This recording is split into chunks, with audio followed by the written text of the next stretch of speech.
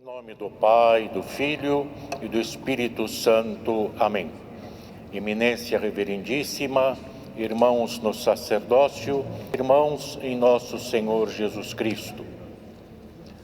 No nosso calendário litúrgico, o domingo que cai entre os dias 13 e 19 de julho é dedicado à memória dos santos padres do quarto Concílio Ecumênico, o quarto dos 7 concílios ecumênicos que nós reconhecemos, concílios de toda a Igreja, para esclarecer a fé.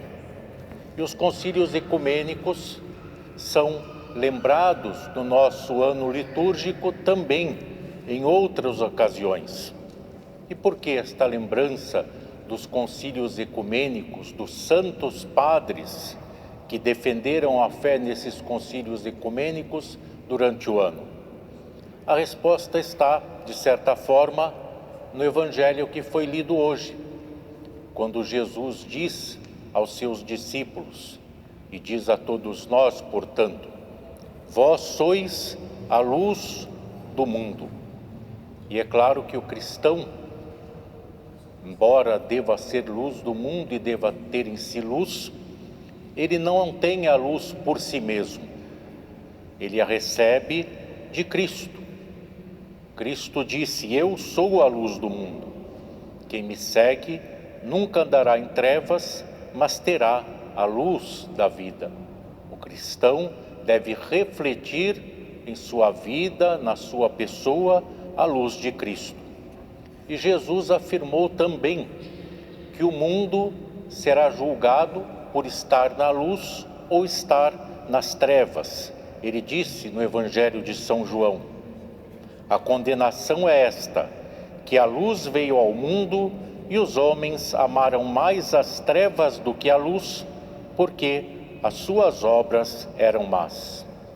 Cristo é a luz que veio iluminar o mundo, e não podendo iluminar todo o mundo, porque foi rejeitado por muitos e continua sendo rejeitado, ilumina aqueles que o aceitam, aqueles que nele creem. Por isso nós podemos cantar, como normalmente acontece após a Santa Comunhão: vimos a luz verdadeira, a luz de Cristo, a luz que é o próprio Jesus Cristo. E o cristão recebe a iluminação divina inicialmente, ao menos, pelo santo batismo. Pelo batismo nós nos revestimos de Cristo, nos tornamos morada do Espírito Santo. E tendo recebido a graça do Espírito Santo, nós devemos sempre nos esforçar para que não sufoquemos nem extingamos em nós essa graça divina que nos é concedida, que a cultivemos em toda a nossa vida cristã. E como ser luz de Cristo? Primeiramente, tendo comunhão com Ele, com Jesus Cristo, nosso Salvador, para termos sempre, para recebermos sempre a sua luz. E sendo exemplos para aqueles que não têm a luz de Cristo. Como disse Jesus no Evangelho lido hoje, o cristão deve ser como a cidade situada sobre um monte, sobre uma montanha. Não há como ela não ser vista. E sendo vista, ela deve ter em si luz para iluminar o caminho daqueles que estão nas trevas. E se nós olharmos a Igreja cristã, sua história em vários momentos, inclusive no seu início, nós veremos que a Igreja cristã cresceu mesmo em tempos de perseguição. Como isso foi possível?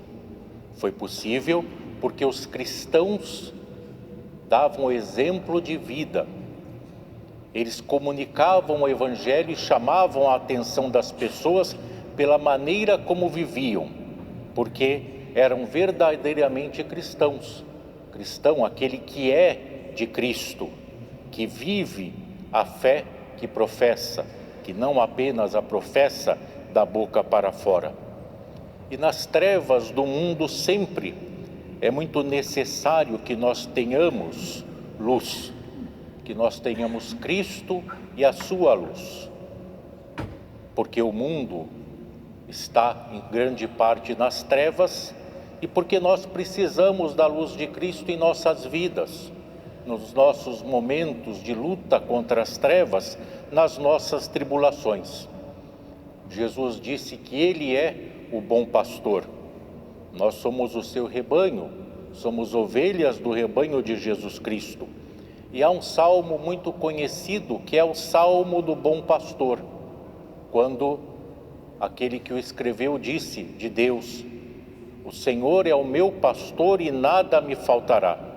E é interessante que o salmista afirma ainda no Salmo, logo depois: ainda que eu andasse pelo vale da sombra da morte, não temeria mal algum.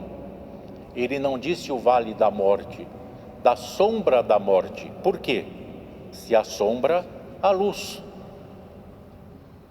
Apesar da luz, há a sombra, mas há luz. É isto que acontece com o cristão, com aquele que tem e que busca sempre a luz de Jesus Cristo. E se o cristão individualmente é luz, deve ser luz, luz de Cristo, os cristãos como um todo, formando a igreja, também são luz de Cristo. Que luz é esta que deve haver na igreja e que ela deve transmitir? A luz da verdade, dos ensinamentos de Jesus. Afinal, a missão da igreja dada pelo próprio Jesus é clara.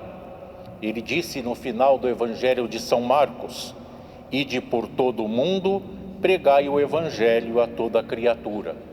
Isto parece até muito simples. Pregar o Evangelho, transmitir aquilo que Jesus disse. No entanto, se nós olharmos para a história da igreja, veremos que não foi, nunca foi tão simples assim.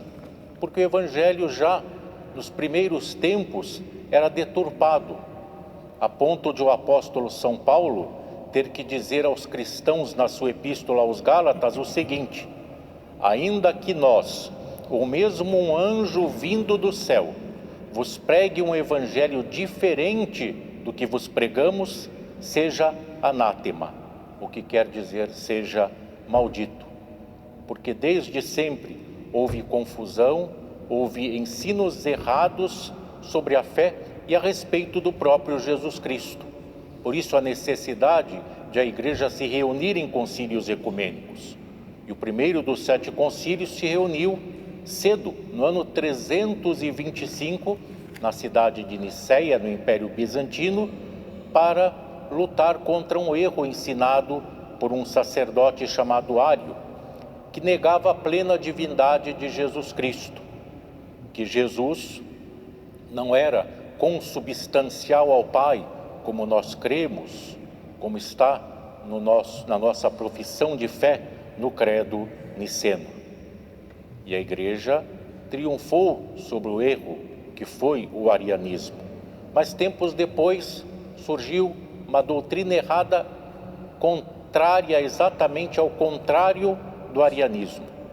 Aqueles que ensinavam que Jesus era somente Deus. Essa heresia, ensinamento errôneo, chamada heresia da natureza única, também conhecida como monofisismo, dizia que Jesus não era realmente um ser humano. Ele não tinha uma alma como todo ser humano. E a igreja defendeu e ensinou, como até hoje ensina, que em Jesus há 2 naturezas, a divina e a humana. Porque se Jesus fosse apenas Deus, Deus não poderia morrer na cruz por nós. Jesus o fez também como homem. A plena realização da redenção do gênero humano exigia que Jesus fosse Deus e homem, como de fato foi e é. Homem perfeito, nascido de sua mãe, a Virgem Maria, e de Deus, divino, porque nascido por obra do Espírito Santo, sem qualquer intervenção humana. Caso contrário, a nossa redenção e o sofrimento de Jesus por nós poderia ser entendido até de certa forma como uma farsa. Deus estava se fazendo de homem, parecendo ser humano para nos salvar. Mas nós sabemos que felizmente não foi o que aconteceu. E a luz é então ensinar e viver a verdade do Evangelho. Esta é a missão da Igreja e ela exerceu esta missão especialmente nos concílios ecumênicos. Nós damos então hoje, graças a Deus, pelos 630 santos padres, nossos pais na fé, que no ano 451, na cidade de Calcedônia, defenderam a fé correta sobre quem realmente é Jesus Cristo, nosso Salvador, e a transmitiu a nós. E a Igreja é a guardiã das verdades do Evangelho para vivê-la e transmiti-la. E como nós estamos falando de luz, a Igreja sempre teve os símbolos da luz, sendo ela a mesma luz. Quando alguém é batizado, se faz uma procissão depois do batismo, dentro da cerimônia, com velas, para dizer exatamente que aquela pessoa que ali está, aquela criança, recebeu a luz de Cristo e a luz de Cristo deve guiá-las até então. Mas a vela é um símbolo, é um auxílio à nossa fé, um auxílio às nossas orações. Se nós acendemos uma vela pedindo pelos vivos, nós estamos pedindo que a luz de Cristo os ilumine. Se acendemos pelos falecidos, estamos pedindo a luz e a paz de Cristo para as suas almas. Mas a luz é Cristo, a luz não é a vela. A vela é um símbolo. O ícone, os santos ícones são matéria portadora da graça de Deus, santificados. Mas a vela não é ícone, por isso ela não é portadora da graça de Deus. Ela é um símbolo. Nós a oferecemos com as nossas orações a Deus, à Mãe de Deus, aos santos, e por isso nós damos uma oferta pelas velas, porque nós não fabricamos as velas. Então nós damos uma oferta para que ela seja nossa e assim nós apresentemos a Deus como oferta juntamente com as nossas orações. A Igreja Ortodoxa, especialmente, procura sempre manter não só a fé, mas as práticas próprias da Igreja, de acordo com a fé, com os símbolos que acompanham as nossas práticas de fé. Inclusive, o uso de velas. Sempre há velas acesas nos nossos altares, nas nossas celebrações. Mas há aí, e aí eu falo para nós hoje, nas nossas igrejas e na nossa catedral, há aí uma certa dificuldade. Nós temos visto que na grande maioria das igrejas, e falo das igrejas que há no Brasil, as velas comuns de cera estão sendo trocadas por velários eletrônicos. São aparelhos eletrônicos com velas, simulando serem velas, na verdade, e que são acesas quando se deposita nela uma moeda, e ela fica acesa por mais ou menos tempo, dependendo do valor da moeda que é colocada. Isso está sendo feito porque é mais prático. Um velário eletrônico pode ser colocado em qualquer lugar. É considerado ecologicamente correto porque não polui, não tem fumaça. É mais seguro porque não tem fogo. E é mais econômico porque depende da energia elétrica, que não usa muito, e é mais barato então do que usar as velas.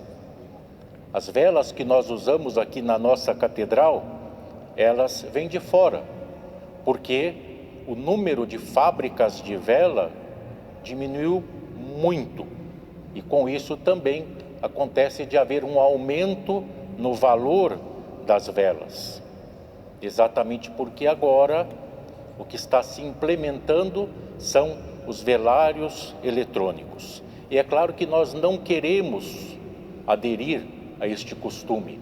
não é próprio da Igreja Ortodoxa, mas para isso nós temos que fazer um uso consciente das velas, entendendo que elas são símbolos. E assim, por exemplo, se nós fazemos uma oração por 10 pessoas, assim como nós, numa única oração, pedimos por 10 pessoas, nós não precisamos acender 10 velas, uma por cada pessoa. Não há necessidade, é um símbolo, a luz é Cristo, não é a vela.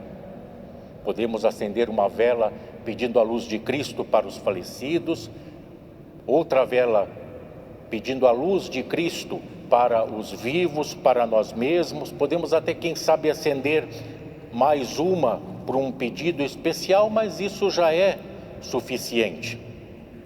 Porque não é o número de velas que nós acendemos que vai tornar a nossa oração mais eficaz.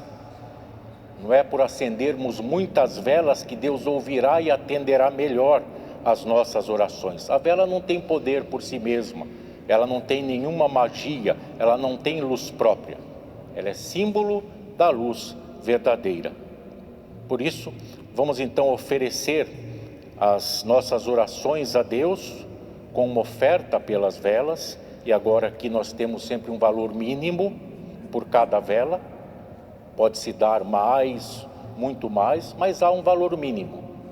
Não para que a igreja tenha lucro, não é o que acontece, mas para que a igreja possa repor as velas usadas com o valor dado pelos fiéis que usam essas velas. Por isso, a nossa prática nesse sentido. E nós então contamos com a compreensão e a cooperação de todos, para que este uso da nossa fé possa ser mantido nas nossas igrejas, inclusive nesta catedral. Em nome do Pai, do Filho e do Espírito Santo. Amém.